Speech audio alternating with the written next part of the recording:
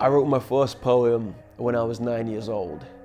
And looking back on it now, it was a very strange piece. It was about loneliness and despair. And I don't know how much of that I had experienced as a 9-year-old, but I remember writing it and thinking I had made something of depth and of meaning, and maybe that this poem could help people embrace some sort of hope if they were feeling that way. And I just didn't stop writing from that point. I just kept turning pages over and writing and coming up with these ideas and songs and phrases. And so much of my work has been inspired by my early years as a child. I grew up in this environment where poverty and human pain was just blatant and very apparent. And I watched my parents do incredible work in helping and serving others. And so much of my desire has been to be involved in something similar.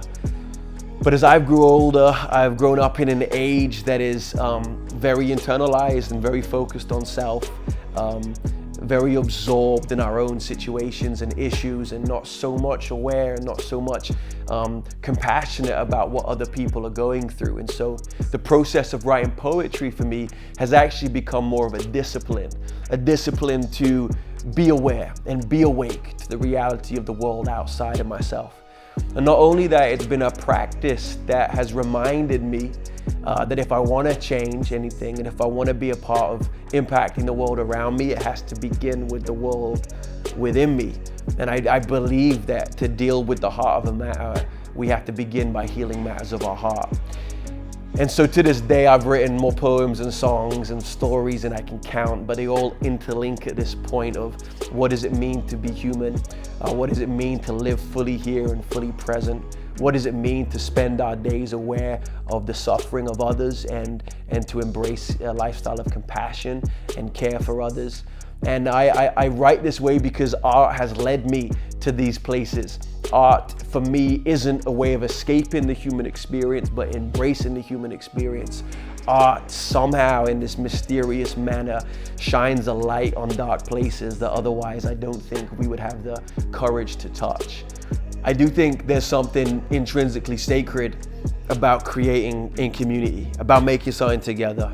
It's like friends cooking in the kitchen and enjoying a meal and knowing that part of the reason it tastes so good is because you shared in the process together. And as an artist in this day and age, I want to take advantage of that, and I want to invite you into my process.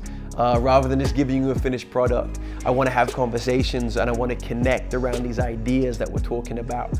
I want to explore what does it look like to be fully human right now, and how can we best create art that helps connect an often divided world. I know that 9-year-old poet's still there. I still want to speak about the darkness. I still want to speak about the despair, but I want to do so with a hope that awakes our hearts to the reality that despite what it seems, the story still isn't over.